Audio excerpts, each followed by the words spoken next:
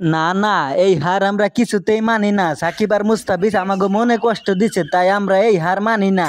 দুইটা ম্যাচ তোরা ভালো খেলেন না, পাকনামি করছিলি। বাংলাদেশে নাকি ম্যাচ ঠকাইয়া তোরা বাড়িতে আবি, তো ঠকাইলি না কেন? ঠকানোর জন্য তো কম বুদ্ধি করলাম না, কিন্তু কোনো বুদ্ধিতেই কাম হইল না। কামটা কেমনে হইব? তোরা তো আবার বেশি বাল পাক না।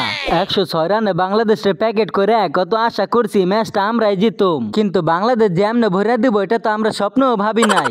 দূর বেটা, তোরা কোনো কামেরই না। ভাবছিলাম বাংলাদেশে তোরা ঠকাইয়া বাদ করে দিবি, কিন্তু তোরা পারলি না। শালার হাঁসের বাচ্চা, তোরাই তো পারস না আমাগো লগে, ওরা আবার পারবো কিভাবে? আচ্ছা ভাই, আপনাকে নতুন পোলাডা কেডা? পোলাডারে চিন্তাছি না, পোলাডা অনেক খারাপ। আরে বেটা কোস কি, ওরে চিনুস না? ওর নাম হয়েছে সাকিব।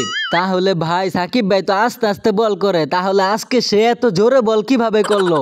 আমিও তো বুঝতাছি না। সে তো স্পিন বল করে, তাহলে সে পেস বল কিভাবে করলো? নাকি দুটোটাই করে? তাহলে বাংলাদেশ মনে হয় আমাদের সাথে দুর্নীতি করছে, কারণ সাকিব করে স্পিন, তার এদের পেস করাইছে।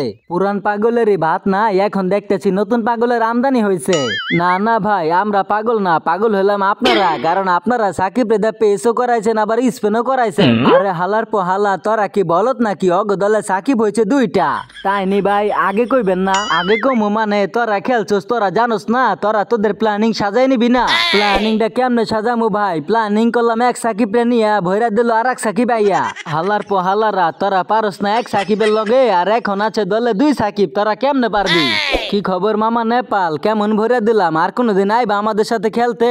আপনারা দেখলে তো মনে হয় আপনি খুব শান্ত ভদ্র ভালো একজন মানুষ, কিন্তু আসলে আপনি একটা ডাকাত। কেউ কেউ এইভাবে মারে। তোরা আমার দিকে তাকাইয়া চোখ গরম দিছে, আমি কি তো ঘরে না ভরা দিয়া পারি? চাইছিলাম তোমার ঘরে ম্যাচটা ঠকাইয়া সুন্দর মতো বাড়িতে যাবো, কিন্তু তুমি হইতে দিলা না মিয়া।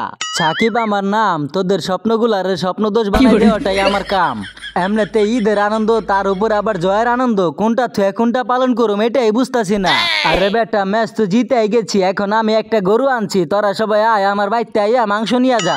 ধুরু কাকা, আমরা মনে হয় কুরবানি দেই নাই, আমরাও কুরবানি দিচ্ছি। আপনি আয়েন আমাগো বাড়িতে, আপনি আইসা মাংস নিয়ে যায়েন মিয়া। কিরে বেটা, তুই আমার এই কথা কইতে পারলি? তুই জানোস না আমি কত বড় একটা মানুষ? আপনি বড় হয়েছেন তাতে কি হয়েছে? আপনি আমার আইতে কইলেন কেন? এই কারণে আমিও কইছি। আরে বেটা, ম্যাচ জিতছি না, মনটা পুরা চাঙ্গা, মনের ভিতরে অনেক আনন্দ, তাই আনন্দ ঠেলায় কই হালাইছি। ভাই আমার এক টুকরা মাংস দিবেন ভাই, আমারে কেউ এক টুকরা মাংস দেন না এইবার কা। আরে বেটা রশিদ, তুই কান্দিস না, তুই আমার বাড়িতে আয়, আমার বাড়িতে আইসা তোর যতগুলো লাগবো তুই নিয়ে যাইস। তাহলে ভাই আমার এক টুকরা দুই টুকরা দিয়েন, এক টুকরা খামো আমি, এক টুকরা খাইবো আমার বউ। আরে বেটা সমস্যা নাই, তোর যতগুলো লাগবে আইসা নিয়ে যা, কোনো ব্যাপার না। তাহলে ভাই খারান, আমি একটা পলিথিন নিয়ে আইতাছি আপনার বাড়িতে, পলিথিনটা ভরা দিয়ে দিয়েন আমারে। রে বেটা রশিদ, তুই কি জানোস না কলি তো হিন্দু, হয়তো কুরবানি দিব না বেটা, তুই যাবি কোন হিসাবে?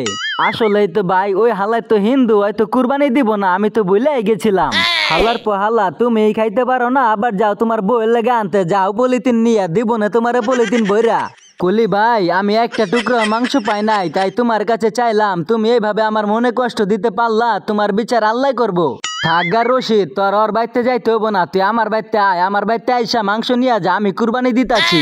আচ্ছা কাকা, তাহলে আমি আপনার বাড়িতে আইতাছি। নেপাল 2 দিন ধরে আইসা দলটা অনেক ছোট হইয়া মুখে অনেক বড় বড় কথা কইছিল, অনেক পাকনামিও করছিল, তাই জাগা মতো ভৈরা দিয়ে আমরা চলে গেলাম সুপার 8 উঠা।